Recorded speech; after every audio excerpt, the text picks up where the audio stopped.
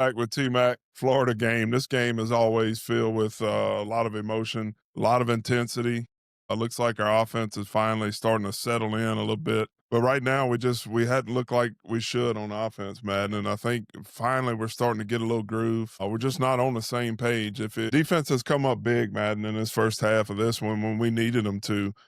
First with Spears goes and gets that pick, and then Halsey right there at the end gets the pick that comes away with the points. Tigers go into halftime with the 13-6. And, you're right where you want to be. I know this game opened up at a 9.5 spread, went to 7.5. We got Moore healthy at center, who was Yeah. big for us tonight. But then on the first series, Whit Weeks, one of the guys that we knew would have an impact in this game, gets kicked out. The targeting penalty, it is what it is. You hate to see it when it's against your team, but that's big. Whit Weeks, what's your initial I thoughts on mean, this game? I love what we started doing at the end of the half with just catching the ball, getting it out quick to Xavier Thomas and Aaron Anderson. That seems to be working. And then one thing that I saw was West Weeks. He's really stepped up in the first quarter with Witt being out and being a leader. He's honestly looks like Witt out there. He looks a little quicker. He stepped Yeah, up a and little bit. he's always Yeah. like the stepbrother, that we always talk about Whit Weeks. And the West is a dog, man. Yeah. He's a guy that can compete, and Harold Perkins almost had a pick right there. He Yeah. had a big pressure.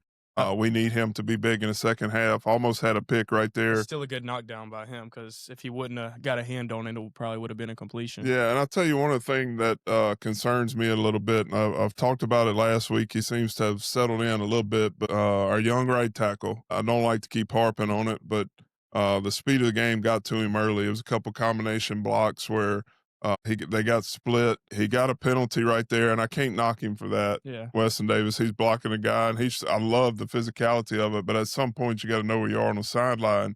Luckily for us, it was offsetting personal Yeah. fouls, or else you go to the halftime and it's tied up and it's not, it's the Tigers aren't taking the lead. What are your thoughts, Madden, talking about going into this second half? What do we need to do to go win this ball game? So obviously the run game hasn't been there. We got to get that going, get Harlem Berry, get Durham going, and then I want to see a deep ball. I want to see Nuss throw it deep. I want to see something. I know their pass rush is good, but you got to be able to have that in your playbook. You can't not have that because then they're just gonna put everybody in the box and rush the Yeah, whole and I, game. I think Florida's defensive coordinator is doing a good job. The first third down of the game, and I knew it would come up last week. Louisiana Tech had some success when they rushed three, Yeah. and they dropped eight. So that first critical third down in the game, they made it look like they were pressuring with six. They only rushed three. They dropped out and played coverage, and it threw us off a little bit. We just hadn't been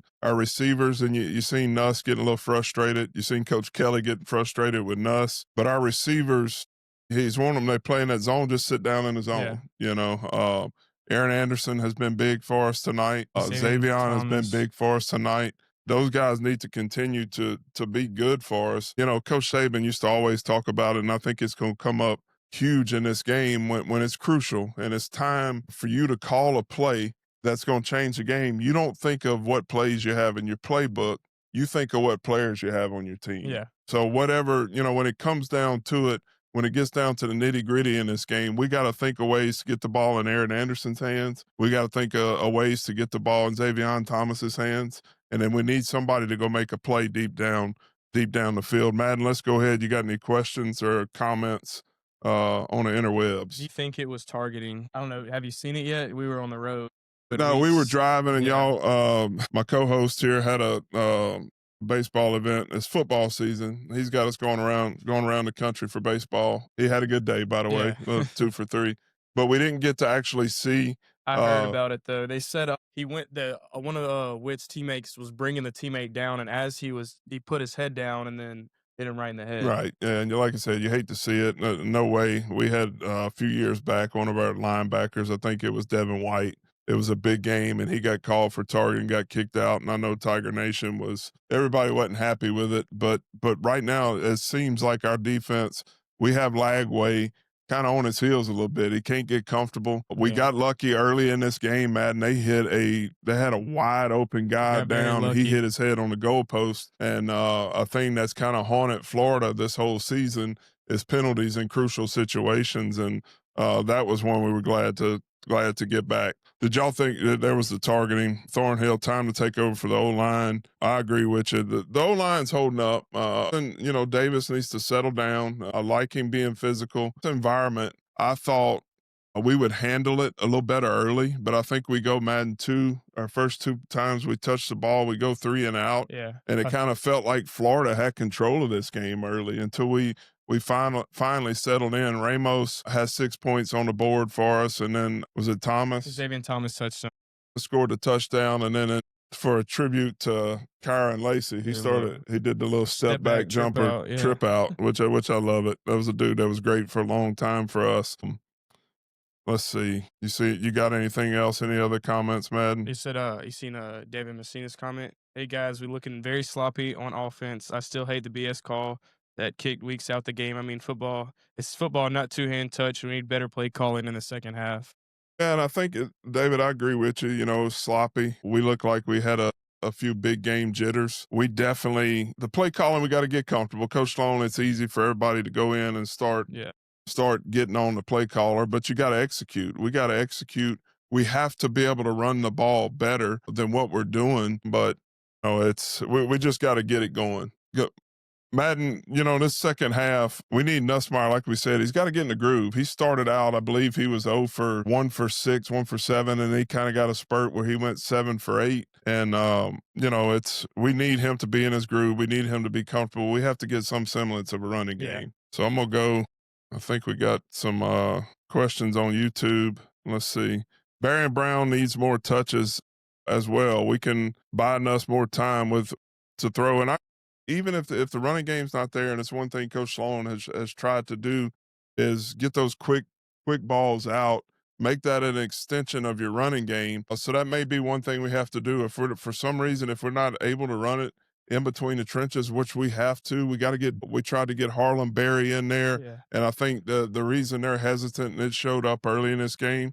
The reason they're hesitant to get him in there is for pass protection. He's not 100% on where he's supposed to be and who he's supposed to be on. But we knew going into this game we wanted to know who our playmakers were going to be and who were going to step up and create turnovers. And we had 2 guys with Spears and Halsey that made 2 big plays for us right there. I'm gonna go ahead and give y'all some stats of that first half because the majority of that first half, I mean, Florida dominated us in just about every category. First downs, Florida had 11, LSU had 7. Third downs, Florida was 4 for 9, LSU was 3 for 8. Neither team went forward on fourth down.